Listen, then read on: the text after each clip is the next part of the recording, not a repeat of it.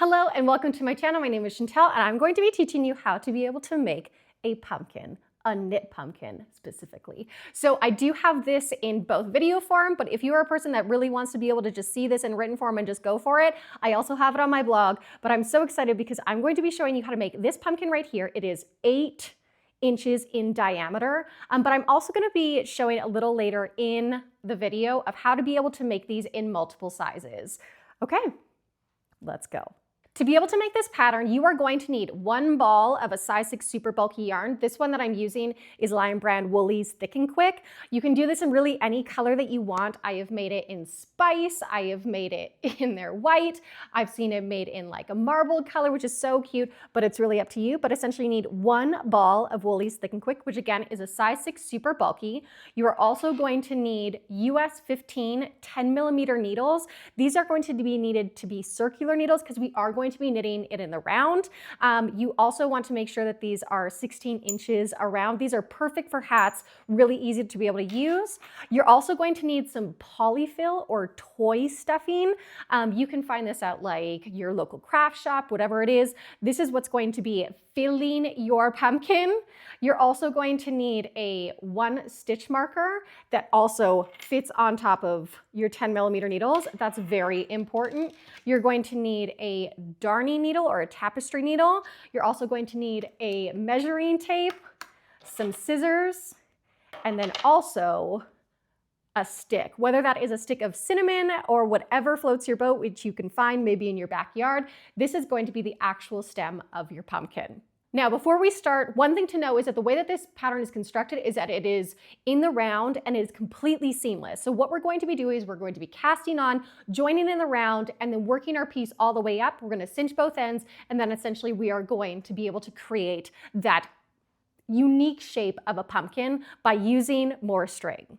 As for gauge, to be able to make sure that your pumpkin is not too small, but is the correct size, you will be wanting to get 9 stitches for 13 rows. And you want to be working this in a knit 4, purl 2 pattern in the round. When you are actually working your gauge swatch, you want to make sure that you're not just knitting it flat, because again, the construction is in the round and we want to make sure that we are doing this correctly. So again, you have 9 stitches across, 13 stitches up. Okay, so you've already finished your gauge swatch and you are ready to knit your pumpkin. One thing I want you to notice with this pattern, it has those really nice and divided segments. We're gonna get to this at the very end to be able to tell you how to be able to adjust the pattern to get a different size pumpkin.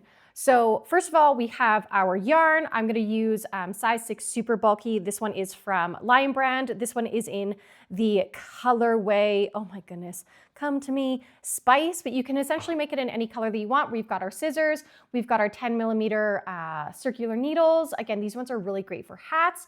We've got a big enough stitch marker to make sure that it is going to fit on these needles. We've got our polyfill, don't worry, we're gonna come back to this later. And then we also have our tape measure.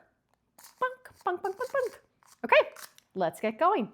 So this pattern uses 1 ball of Lion Brand Thick and Quick. I actually started using this ball last year and already made another pumpkin in this color, so we're just gonna go ahead. But essentially I'm going to find that center pull, and then I'm going to create a long tail cast on, and we are going to cast on 48 stitches. But I'm going to pull a longer tail, and with my 10mm needles, I'm going to create that slip knot, and I'm going to do a long tail cast on. So to be able to do a long tail cast on, the first thing that I'm going to do is I'm going to keep my thumb up as if I am hitchhiking. I'm going to go down and up to create that loop. So again, I am hitchhiking. I'm going to go down away from me and up. I'm going to insert that needle up, that thumb, and grab. From there, I'm going to grab the yarn that is attached to the ball. I'm going to wrap counterclockwise. I'm going to bring that slip stitch over and pull tight.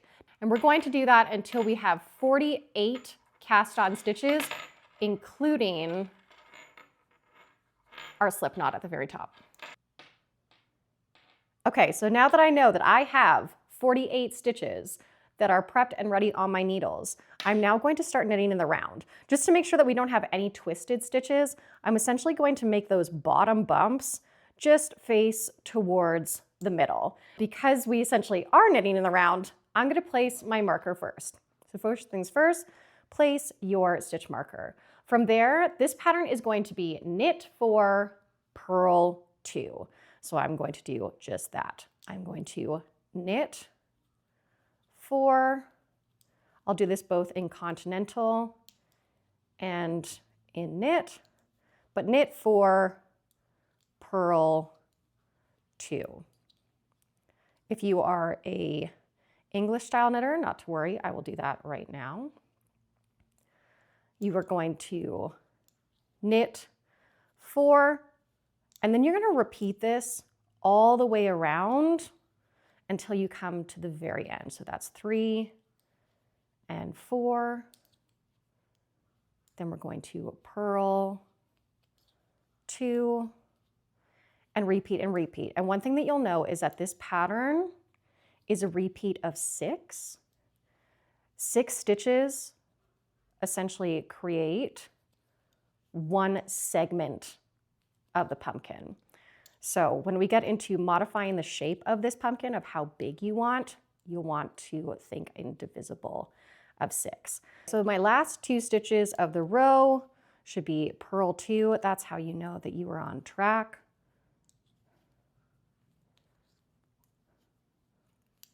From here, I like to straighten out that area just to make sure that I am not going to twist my stitches or have it loop on me. I'm going to transfer, aka slip my marker, and then I'm just going to continue working that K4 purl 2. And I'm going to work that until I have worked 8 inches in length. Okay, so I just gave this a nice little steam block, but now that it is officially at 8 inches, we are ready to be able to start closing our pumpkin and actually forming it. So the first thing that you're going to do is that you're going to leave probably like a 6-inch tail, and we are going to keep these live stitches, but we're going to pick them up and we're going to cinch that top closed. Now that I have grabbed all of those stitches, I'm essentially going to cinch this hole and end closed. And I'm really pulling on that. Like I want that to be tight. And then from there, I am just going to create a knot. And I'm going to weave in this end. You can create as many knots as you want. I don't judge, but I just want that to be tight, but still have like a hole to be able to thread the strand through. And that's how we're actually going to create those little like segments or ridges on the pumpkin. It's now time to fill it. And you can get polyfill from like literally anywhere. It's mainly to be able to do with toys. And the one thing to know when you are filling this pumpkin is that you want to fill it more than you're anticipating. I want you to literally like stuff it to the point that you're like, that feels a little too much stuffing. And the answer is that it's not. Like it should almost feel like it's too much. It's too much. And that's when you know that you're getting a good size. Because again, this is going to squish down and these ridges are going to kind of pull in.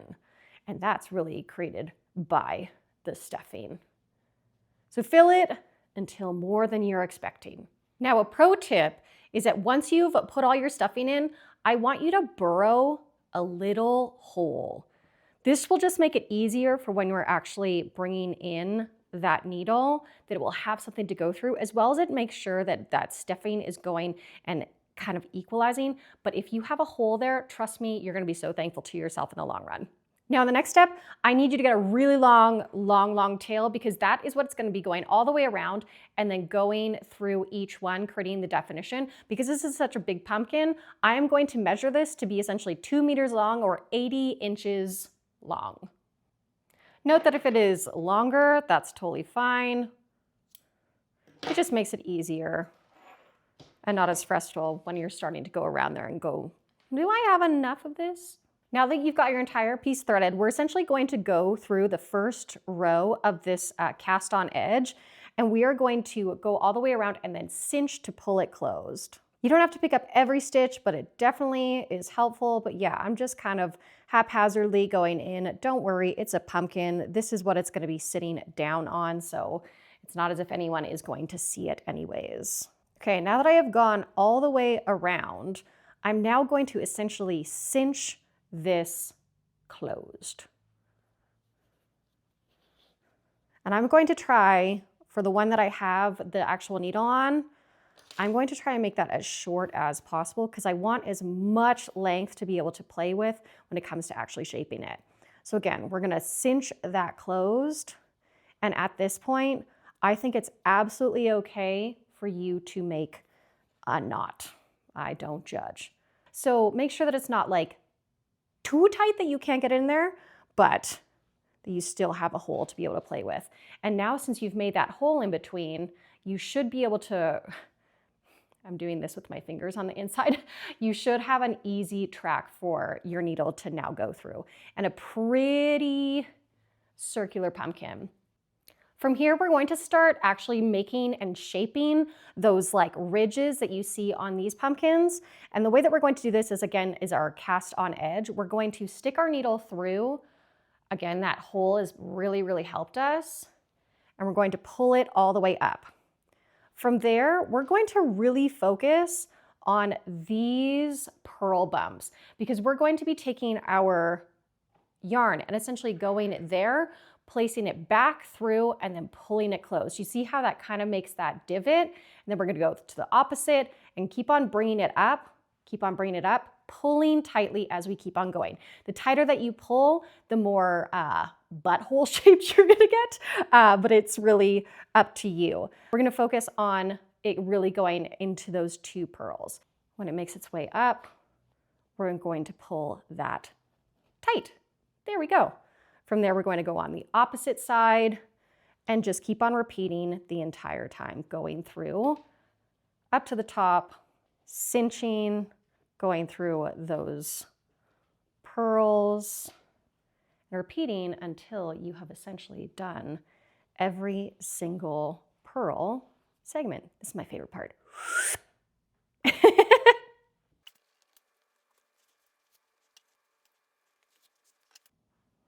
Now that you've gone all through all of them, if you have a long enough tail, you can get it around and you can use your first original tail to be able to tighten that on. But if it doesn't happen like that, which is AKA mine, again, this is why we use more, we can essentially just do a good old double knot. Now that that's secure, all you have to do for that end is push it back through to the bottom and cut.